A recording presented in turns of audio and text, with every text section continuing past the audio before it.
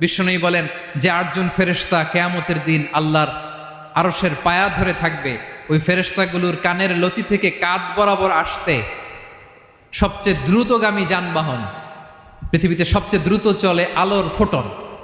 আলোর ফোটন 1 সেকেন্ডে চলে 3 লক্ষ কিলোমিটার। কয় লক্ষ কিলোমিটার? 1 ঘন্টায়? 1 মিনিটে? কয় সেকেন্ডে? 1 সেকেন্ড কইতে তো 2 সেকেন্ড লাগে। 1 সেকেন্ডে আলোর ফোটন, আলোর কণা ছুটে 3 লক্ষ কিলোমিটার বেগে। বিষ্ণুই বলেন এরকম যানবাহন দিয়ে, যেটা সেকেন্ডে 3 লক্ষ কিলোমিটার বেগে ছুটে, এরকম দ্রুত যদি কেউ ছুটে, তাহলে ওই ফেরেশতার কানের লতি থেকে কাঁধ বরাবর আসতে 700 বছর সময় লাগবে।